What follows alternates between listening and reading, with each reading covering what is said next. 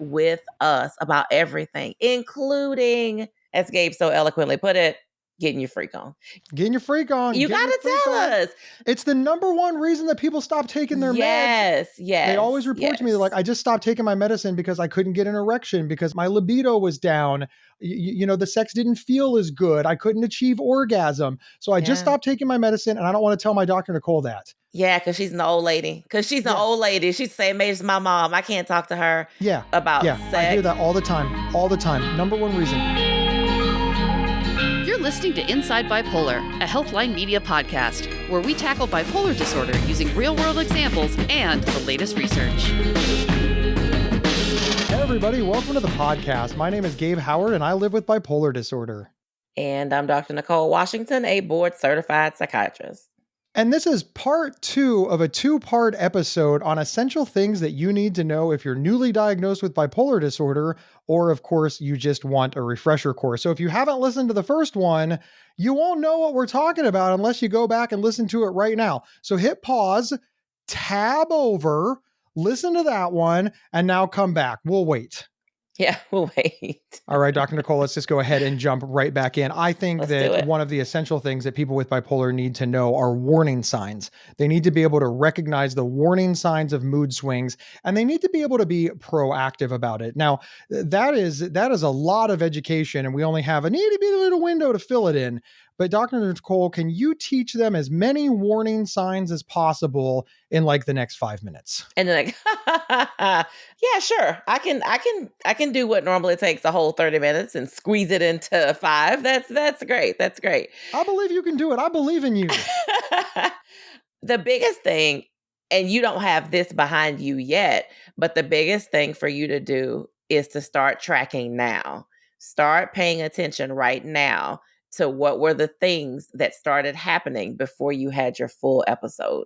This may require you to go back and ask some people, hey, what were the couple days before all this like for me? What did you notice about me? Start to develop your history. That's going to take you so far down the road. But in the beginning, some warning signs that you may be starting to inch into an episode. Poor sleep might be your warning sign. Poor sleep might not be the cause of your episode. Poor sleep might be the sign that you're in an episode or starting an episode. So it's not uncommon for someone with mania or hypomania to tell me, I know when I'm reaching a risky, dangerous point when I start to not sleep. I start to not need as much sleep. I start to wake up super early and be more productive earlier in the morning. That behavior for some people is a big warning sign. For other people, it might be irritability. Maybe you're not an edgy person, but all of a sudden when you're getting ready to hit an episode, you're irritable. You're biting. You're snapping at the people that you love. You're snapping at people at work. That might be a sign for you. For some people, it might be being more withdrawn. You may know that, when I start to get into those funks that start to approach depression episodes, I start to not show up for stuff. I start to cancel plans with my friends at the last minute, and that's not like me. So you have to figure out what those little things are. And in the beginning, it can be very tricky for you to know, like, I didn't realize that was a sign of my depression. That's why tracking it can help you down the road. I think you did a really good job there, Dr. Nicole. Yay. I know that list is not all inclusive, but one of the things that I want to touch on are things like triggers, right? Learn what your triggers are, not only so you can learn how to avoid them if possible, but also so you can learn how to handle them when they occur. All of these things are just going to be brand new to you, and it's going to be difficult. I want to give a little speech on how learning coping skills work, because as we recognize these warnings, we want to use coping skills so that we can prevent it. So the first thing is learning to recognize the warning signs is often done in reverse, right? Let's be honest. Something happens, you get too close. Somebody's like, oh my God, you're in a mood episode. And you're like, how did I get here? And then you go backwards. Yes. There's something called chain analysis. I always explain it very poorly. So I do recommend that you look this up. There's great articles on Psych Central and Healthline about chain analysis, but it's essentially you start at where you are now. So literally for the purposes of this analogy, the mood episode has happened. And then you say, okay, what happened right before that? That's the previous link in the chain. What happened right before that? That's the previous link in the chain. What happened right before that? That's the previous link in the chain. And you get far enough back that you're like, oh, I can impact real change here. So the next time that I notice that and I'm just going to say something funny, craving Taco Bell, the next time that I notice I'm craving Taco Bell, I'm going to do something different. Don't do Taco Bell like that. Am I picking on Taco Bell? Don't do Taco Bell like that. I'm a fan. I know I'm not their demographic, but I'm a fan. But you love you some Taco Bell? I do. I really do. I mean, it is one of my guilty pleasures. So we're not going to say Taco Bell. Let's pick on somebody else. That's fair. Let's say Arby's. I apologize. I apologize to Taco Bell. When we're talking about essential things that people newly diagnosed with bipolar disorder need to know, I think they really need to know that recognizing warning signs of mood swings, mood shifts, etc., takes time. Yeah. It's not an easy thing. Yep. I want to level set. So many people are like, oh, well, I'm going to do everything, right? I'm going to learn all the essentials. I'm listening to the podcast. I know all the warning signs. Chances are you're not going to know all the warning signs until, unfortunately, you've stepped in at a time or two. Yeah, that's why it's important to track it. That's why tracking your moods is important. And I do think it's worth mentioning, we've said mood swings. Every mood swing you have doesn't necessarily mean that you're in a bipolar episode. So it's also important for you to start learning, what are my just usual mood swings? If you are someone who has menstrual cycles every month, is it related to that? Is it not your bipolar disorder at all? So it is important to start tracking that stuff, but it's also important to know that you are still human. You will still have mood swings. You will still become edgy and irritable with folks, and it may have nothing to do with your bipolar disorder.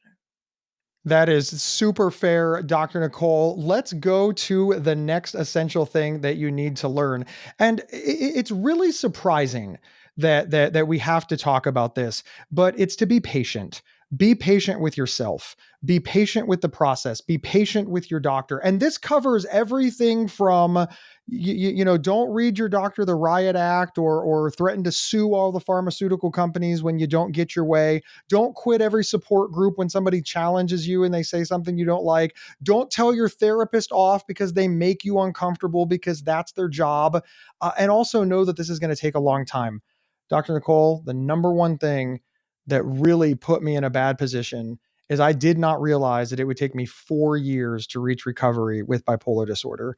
Yeah. And now again, your mileage may vary. I don't think that 4 years is the average. I think that it took me longer. And also I was diagnosed in 2003. So whatever the average is today is probably much different as medical science has advanced. So please don't hear this will take you 4 years. That's just what it took me. But I thought it was going to take 20 minutes. I thought it was going to take a month or two. Right. I didn't think it was going to take 4 years. Of course you did.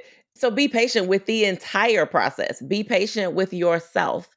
It's not a reflection on you if you're not getting better faster than you thought you would. It's not totally on you. Be patient with your Dr. Nicole. I don't have the magic wand. I don't have the ability to just wave it and know what to do. We've talked about trial and error being a part of this thing. Be patient. Be patient with your loved ones because they are new to this as well in a different way. They're not the one experiencing the mood episode, but in some ways they are experiencing it because they're right there beside you and they are having to deal with the ups and the downs and the frustrations and the sadness and the wins and the losses. And they're there throughout the whole thing. So being patient with everybody in your system is going to be so helpful for you. And be patient with yourself. One of the things that was hardest for me, if I'm being honest, is that every time I had a setback, I just internalized it so much. Every time something didn't work, I blamed myself. I did not set aside enough time. I was not patient with the process. I was angry at everybody. It was rage against the machine every time something would happen. And part of that is because I was so unhappy.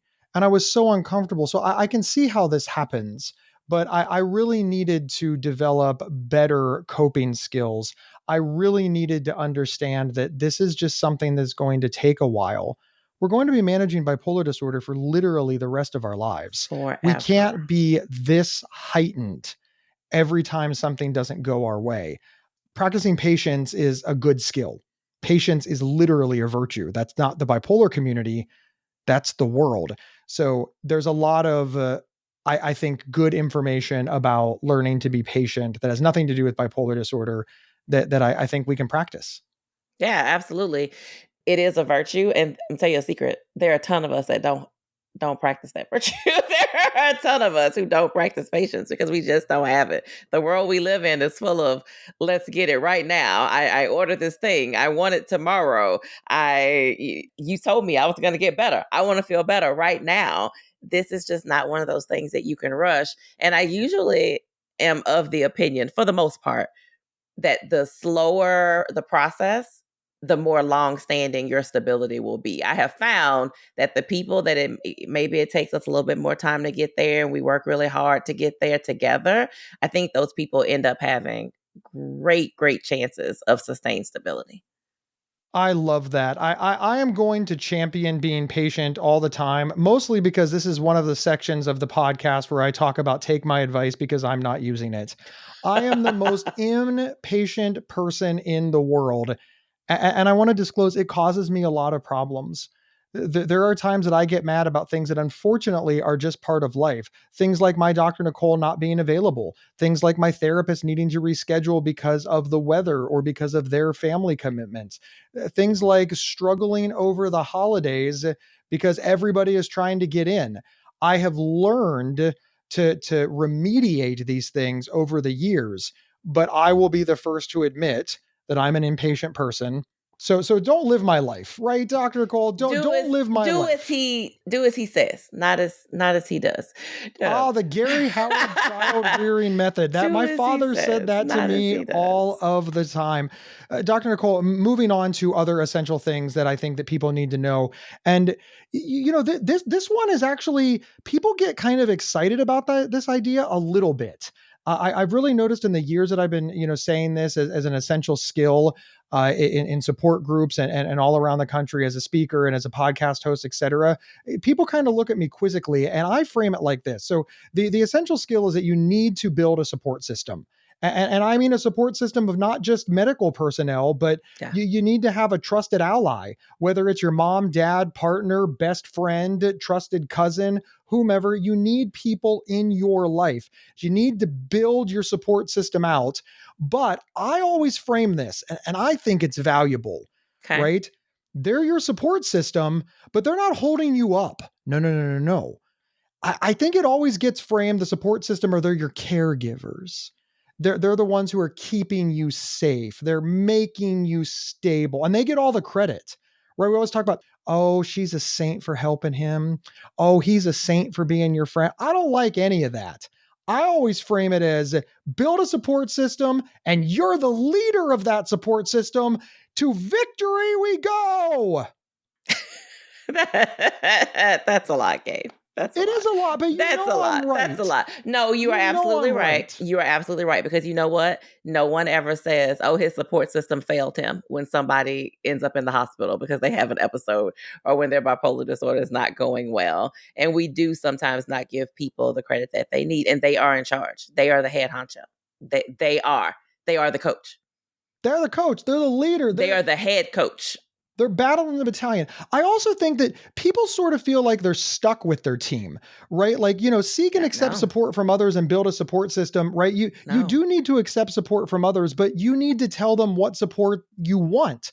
Yeah. Support is out there, but you have to direct it. You have to set the boundaries. It doesn't mean that every single person who tries to help you needs to get a spot on the team. Have tryouts.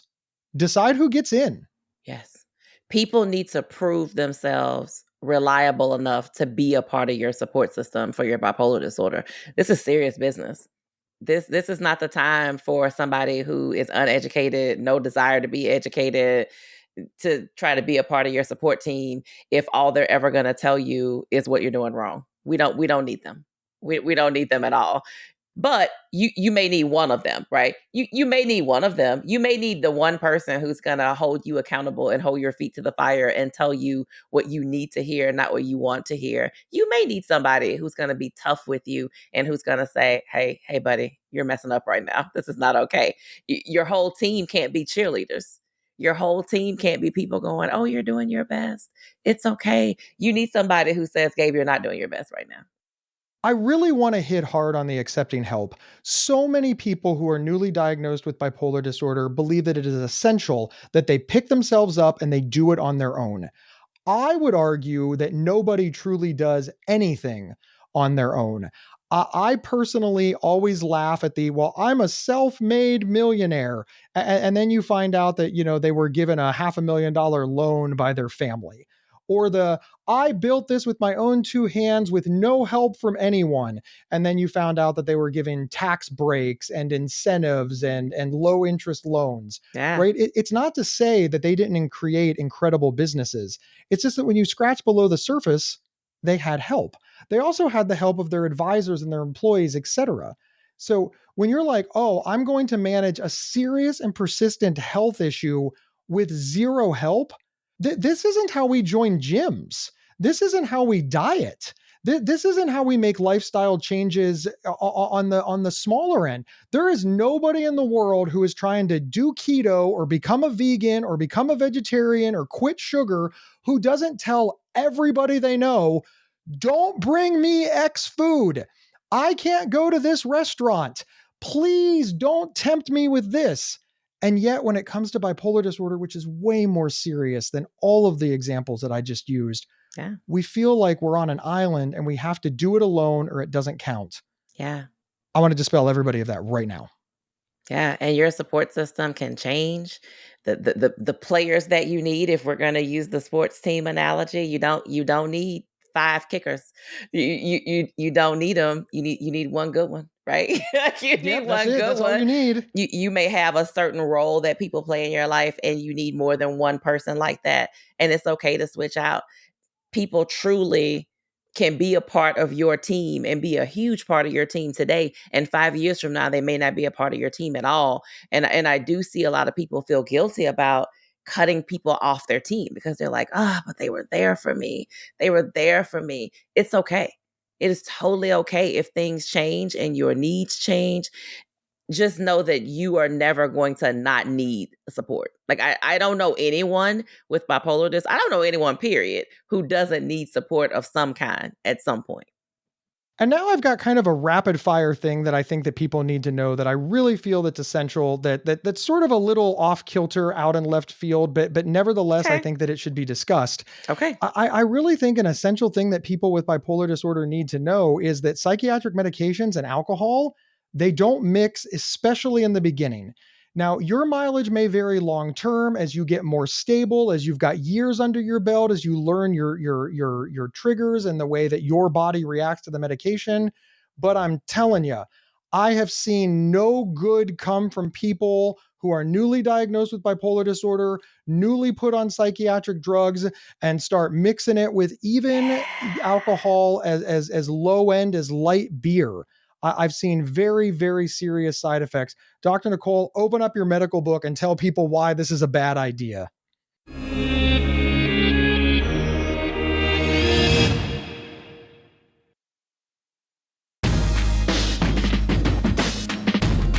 And we're back discussing essential things that you need to know when you're first diagnosed with bipolar disorder.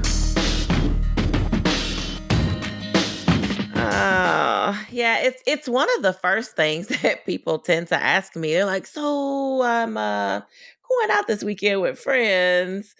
I know my medicine bottle says I shouldn't drink with the medicine, but like, what's really going to happen to me? And for most people, nothing's going to happen to them in the sense of like you take a drink and all of a sudden you're going to grow a tail. Like nothing like that's going to happen. But alcohol is a depressant. Alcohol can affect your mood negatively. Alcohol is disinhibiting.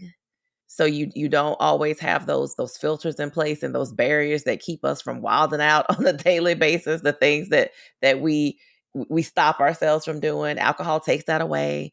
When you're not in a stable place mentally, moods up and down, maybe you're in a depression, maybe you're back and forth, maybe you're in a mixed state, drinking or any illicit drug is the last thing you want to introduce into your system while we're still trying to get your medication straight. Once you're stable, the conversation shifts a little bit and we'll talk about that. But in the beginning, it is all about stability. It is all about figuring out who are you? What are you like? How do we figure out if we're controlling your moods? Bringing in alcohol, bringing in illicit substances just doesn't help that. I mean, it's like literally fighting the medicine that we're giving you to try to keep your mood stable. You're taking something that is undoubtedly going to cause some instability. So you're basically fighting against what it is that your Dr. Nicole is trying to do by prescribing you medication in the first place. And I would say if you're someone who says, well, I can't go without, whatever it is when I'm hanging out with my friends, then we need to figure out what that's about. Because that's a problem. That is a problem. And we need to figure out, is there some addiction brewing? Is there some social anxiety brewing? And that's how you manage it, is by drinking in public. And you don't feel like you can go out and be social and have a good time if you're not drinking. We need to get to the bottom of that feeling of I can't not do whatever it is. We got to figure that part out, because that's a problem. And it leads me to my next essential thing. Don't lie to your doctor. Don't lie to your therapist. And a lie of an omission is still a lie. Yeah. If your doctor tells you not to drink and you're drinking anyway, tell your doctor that. You might not want to unpack the things, then fine, tell your doctor that. But if you're going to drink on your medication, don't lie about it. Because your doctor is going to be monitoring it. To talk more on how this just disrupts their treatment. Yeah, leaving stuff out is never good. If I say to you, oh, have you smoked weed? And you say nope, but you did shrooms, tried some meth, you did whatever else it was that was around at the party you went to, tell me that. Don't leave it out because I just didn't specifically say, but what about meth? What about shrooms? What about blah, blah, blah, blah. Don't leave it out. Tell me what you've done. Be open and honest. I love it when my patients come in and say, hey, a lot of them start with, you're going to be mad at me. And I always know something's coming. Something's coming that they did that they know probably was not helpful. But two, I'm never upset with you. Like, why would I get mad at you? Why would I be upset with you because you tell me, oh, I had to drink.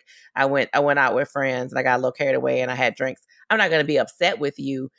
I am going to talk to you about how dangerous that could be, the importance of not doing that. I'm going to talk to you about it, but I'm not mad at you. So please know, your Dr. Nicole is not mad at you. You need to tell them what you're doing. You are very unlikely to say something to me that I have not heard before. You are not about to floor me. You are not about to surprise me. You are not the first person with bipolar disorder to do a drug or drink alcohol or do something that was a little reckless. You are not the first, and I can guarantee you will not be the last.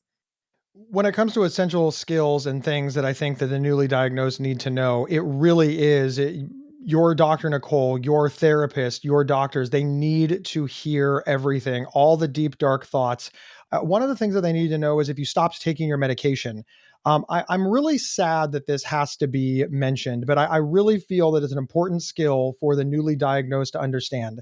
If your doctor prescribes you a medication and you stop taking it, that is understandable.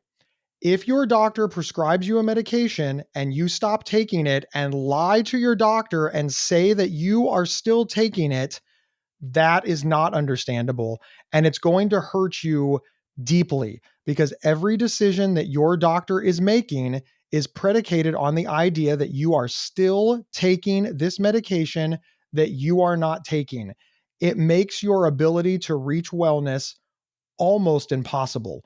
It handicaps your Dr. Nicole to the point of almost being pointless. Dr. Nicole, can you talk about this a little bit and also how it's okay to talk about your sex life to your Dr. Nicole, even if they look like your mom, even if they look like your favorite aunt, even if they look like your dad, even if they look like your grandpa, it's okay to say, hey, I'm trying to get my freak on and it's not working out. I'm trying to get my freak on. It's not working out. We are on your team. We are a part of your team. We are no longer a team if you're hiding stuff from me, if you're not telling me. I cannot tell you how many times someone has come in after I see them monthly for months in a row and they say, hey, I want to tell you something. I quit taking my meds 6 months ago. Yet they've been coming in every month, getting refills, saying everything was fine. Who did that help? It didn't help you because you weren't fine and you weren't taking meds. It didn't help me. Didn't help me at all. So who was it that gained any value from that? Nobody. I've also had people come in and they tell me, oh, I'm not doing well. I'm not doing well. And they allow me to continue to make medication adjustments, and we're increasing because I think they're taking their meds, and I think that their meds just aren't working, but they're not telling me the truth. So one day, what if this person says, you know what, maybe I should start taking my meds? I've had this happen a lot. They start taking them at that high dose, that high dose, because I've been adjusting this whole time thinking they were taking it. And then they have terrible side effects. And then they say, see, I told you, I hate this medicine. I was so sluggish. I was so drowsy. I'm like, yeah, because you hadn't taken it in 3 months and you all of a sudden went and took a therapeutic dose. That's not how this works. You have to be honest with us about everything, including, as Gabe so eloquently put it, getting your freak on. Getting your freak on. You got to tell us.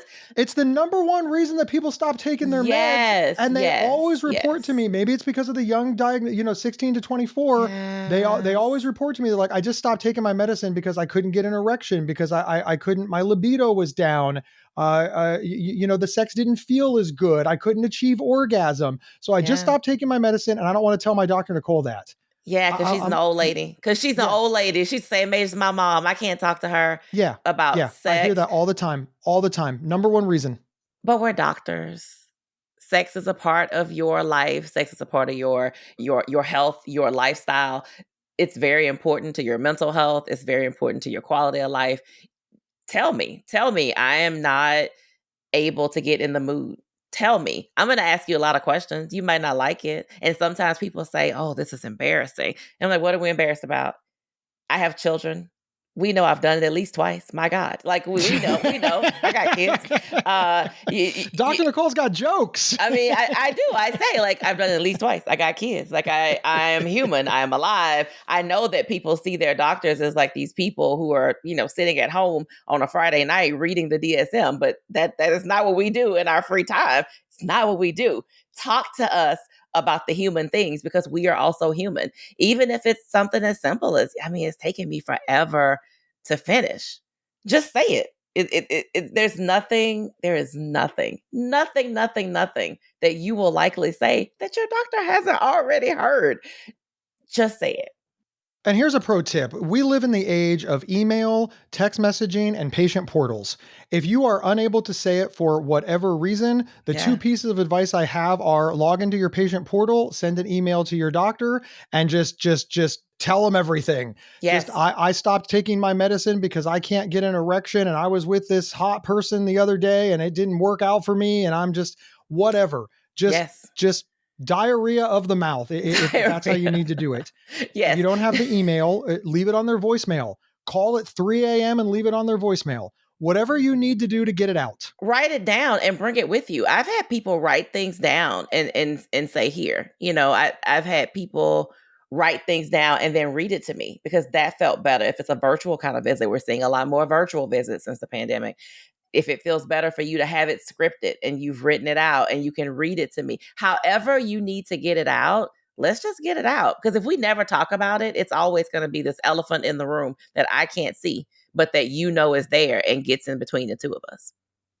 The number one essential skill that I want you to take away from this is that if you're not honest with your doctor, you're not getting good care, and that's 100% on you. You control the narrative, you control the information, you have a lot of what the doctor needs to make you better. Yes, it's the doctor's responsibility to find the right treatment. It's your therapist's responsibility to challenge you in the right ways. It's a support group's responsibility to give you that foundational knowledge and support so that you feel that you can reach recovery. But ultimately, if you are not being direct, it's not going to work. Dr. Nicole, as we're nearing the end of the episode, I wanted to save this one for last, because I really feel that it's an essential thing that people newly diagnosed with bipolar disorder forget. And that's that you're not the only one. You're not alone. You are not the only person with bipolar disorder. Everybody with bipolar disorder is unique. And, when we were planning this episode, I had this list that I was going to read of celebrities with bipolar disorder. And, I've changed my mind. I'm not going to read it. First, I'm already famous, so you've got me. You've got Gabe Howard. Right. You've got Gabe. Wow. Right. I do kid, but in all seriousness, I don't know that a list of celebrities with bipolar disorder is all that helpful. When I started compiling the list, I thought, this was never helpful for me. This never made me feel connected. What made me feel connected were the people who lived with bipolar disorder in my support groups, in my clubhouse, in my drop-in center, in my Facebook and Reddit threads, people who were my same age, doing my same goals, living my same lives, having my same struggles. It was the blogs I read, the podcasts I listened to. So seek out those people, both in person and online, who inspire you, relate you. We live in influencer culture. Dr. Nicole, you're going to say a little bit about make sure that you pick a good influencer, but it's okay to watch those videos of people managing bipolar and their struggles and their stuff. Just Dr. Nicole, why should they be careful, but why should they do it? Just a good mix. Be discerning about whose advice you take and you let infiltrate your brain space. Just be careful. Not the person who is, I never take meds. I just eat 2 leaves of grass every day and I take a supplement from Whole Foods and my bipolar is great. Not that person, but also not the person who's like, yeah, do what your doctor says. Never question them. They're there to help you. Neither one of those people should be people that you're listening to. Find real people doing real life stuff. Listen to what they have to say. Just be discerning. Just think, oh, this sounds too good to be true, or this is too extreme. People who live at the extremes are not your friend. You don't need extremes. You need in the middle. You need gray. You need gray. You need to not be influenced by something that's unrealistic. So just be careful. I love social media. I think it's fantastic. I think it connects you. I think you can find people that you resonate with that you may not have found 20 years ago. My gosh, we didn't have such things, Gabe. Like when you were first diagnosed, you didn't have Reddit threads. You didn't have any of that. I had none of this. I didn't even have Facebook. Yeah, we did. We had black and white television. Right. Like it wasn't a thing. Radio came out of a can and a string. It wasn't a thing. There was only AM. Batman hadn't been invented yet. Yeah. Stop it. It wasn't that long ago. It was in the olden days. Stop it. But we didn't have all the things that you have access to right now. Take advantage of it, but it does come with some responsibility of being discerning and being careful about who you let influence you. Yes. And I want to let everybody know that according to the National Institute of Mental Health, the NIMH, bipolar disorder affects an estimated 7 million adults in the United States, which is approximately 4.4% of all Americans. So, when we really think about this, there are just a lot of people who have come before you. There's a lot of people who are currently battling now. And there are a lot of people who are going to come after you that need you to be well so that you can be a support person for them in the future and help inspire and motivate them to wellness. So we all play a role, and yours is so valuable. And there are a ton of people who are in that euthymic phase and out here living their lives, just doing boring stuff like going to work every day, going to dinner, taking care of their kids that you would never know had bipolar disorder. And maybe they've been where you are and you're thinking, well, I don't know them. No, you don't know them. And that's the point. Like there are people out here living their lives with bipolar disorder who are not trying to influence anybody. They just try and make it from day to day like the rest of us. And we don't know who they are. Those people exist too. And I think that's valuable for you to remind yourself of. And Dr. Nicole, last but certainly not least, before we jet off into the sunset, the very last thing that everybody who is newly diagnosed with bipolar disorder needs to know, needs to understand, it's that recovery is possible. I really like to say that if treatment is available, recovery is likely. There are more people living well in spite of bipolar disorder than you realize, as Dr. Nicole just said. And Dr. Nicole is in an excellent position to see these people because she's got their medical history. So thank you, Dr. Nicole, for saying that. But I want, if you make one mantra because of these 2 podcast episodes, it is that if you do the work, recovery is likely. If you do the work, recovery is likely. Yeah. It's in your sights. Like you can see it. You know it's on the map. And so when you start this journey, this bipolar journey off, and you have that pinpoint in recovery, that's where I'm trying to get to. You see it. You know it's a real place. You know it's there. But I will say, you need to define it, and you need to define what does your recovery look like compared to somebody else's. Don't compare your recovery and what your goals are to what somebody else was able to achieve and accomplish. We need to be very specific and individual about what your recovery looks like so that you know where you are going and not comparing yourself to everybody else. Because what does Gabe say about comparison? Comparison is the thief of joy. Right? It's absolutely the only thing that you should compare is our podcast to others as long as we win. All right. We need some favors from you. Listen, please share this episode with everybody that you know who is managing bipolar disorder, especially those who are newly diagnosed with bipolar disorder, and share the podcast. We also need you to subscribe or follow wherever you downloaded this episode so that you don't miss anything else. Remember, sharing the show with the people you know is how we're going to grow. All right, everybody. My name is Gabe Howard, and I wrote the book Mental Illness is an Asshole and Other Observations, which you can get on Amazon, but don't go there. Go to my website, gabehoward.com, buy the book there, and I'll sign it, and I'll send you a bunch of swag. You can also learn everything you want to know about me and more there, but you can also follow me on TikTok and Instagram at Ask a Bipolar. And I'm Dr. Nicole Washington. You can find me on all social media platforms at Dr. Nicole Psych. And we will see you next time on Inside Bipolar. You've been listening to Inside Bipolar from Healthline Media and PsychCentral.com. Have feedback for the show? Email us at show@PsychCentral.com. Previous episodes can be found at PsychCentral.com/IBP or on your favorite podcast player. Thank you for listening.